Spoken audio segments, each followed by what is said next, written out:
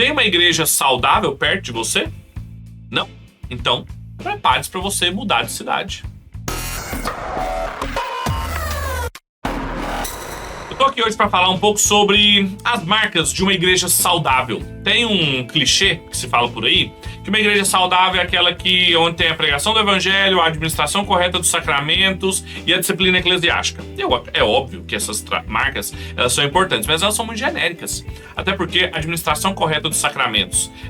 Os batistas, eles divergem um pouquinho com os presbiterianos sobre o sacramento do batismo.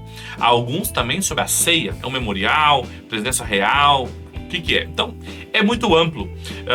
Talvez, claro, isso é muito importante. Uma igreja verdadeira prega o evangelho. Uma igreja verdadeira tem ceia e batismo. E uma igreja verdadeira não passou pano sobre o pecado. Então, vamos começar por aí. Tem correta pregação do evangelho? O evangelho é pregado ali? Ou são mensagens moralistas, autoajuda, teologia coach? Sai fora, não é uma boa igreja. Segunda coisa, tem batismo? Tem pessoas sendo batizadas ali? Ou ninguém é batizado? Todo mundo vem ali só trocando de igreja.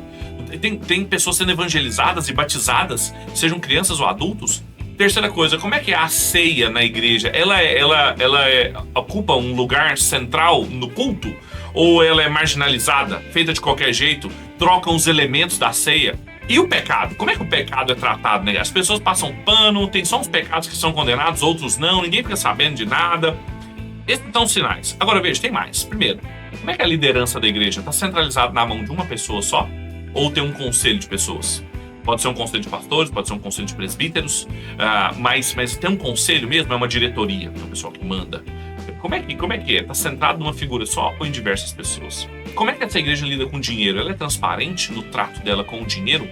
Ou ninguém fica sabendo o que acontece com o dinheiro, ninguém fica sabendo como ele é usado, se tem obreiros lá de tempo integral, parcial, quanto que eles ganham? Isso tem transparência? Terceira coisa, como é que essa igreja se envolve em missões e plantação de novas igrejas? Ela é totalmente centrada em si? Todo o dinheiro, todos os membros, todos os seus esforços são para crescer ela ali dentro e tornar cada vez maior, comprar o terreno do lado, quebrar o muro, encher de cadeira? É só para isso? Ou ela está preocupada em plantar novas igrejas em regiões que não têm o evangelho?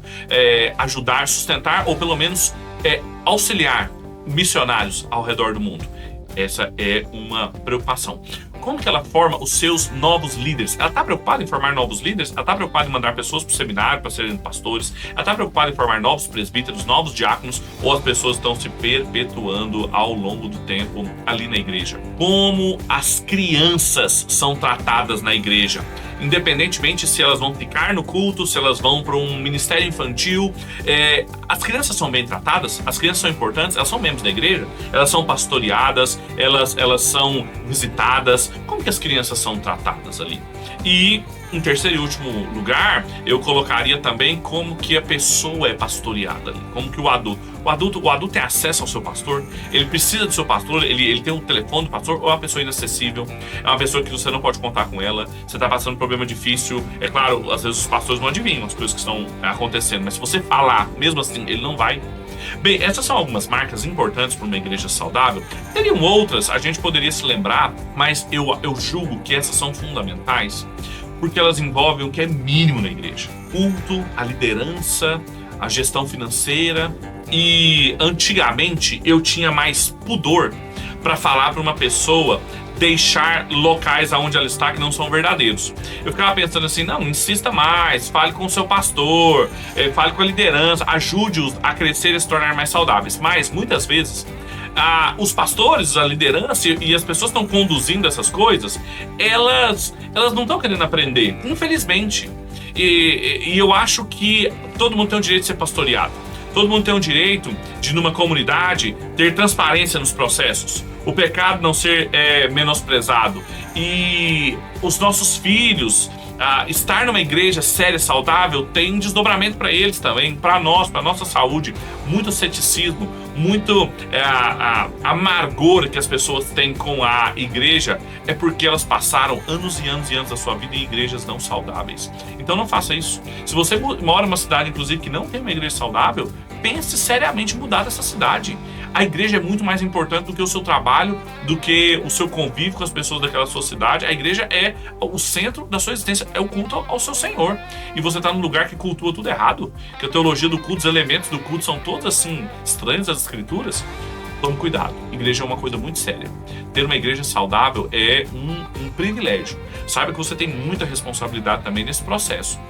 Não vá largando a sua igreja só porque você queria um culto assim um pouquinho mais litúrgico, ou uma música assim um pouquinho mais ortodoxa, e aí eu vou chutar o pé e vou embora. Não faça isso. A igreja é uma comunidade moral, assim como o Estado e a família. E da mesma forma que demora muito tempo a ser um bom pai, demora muito tempo a ser uma boa mãe, um bom filho, demora muito tempo a ser um bom pastor, e demora muito tempo para também ser um bom filho. Então, você vai precisar de muito tempo para ser um bom membro de igreja. Você vai precisar de tempo para aprender a amar aquelas pessoas, insistir com aquelas pessoas. Então não vá saindo de qualquer jeito da sua igreja, a menos que ela não seja uma igreja verdadeira. Aí eu te oriento a procurar uma igreja verdadeira perto de você.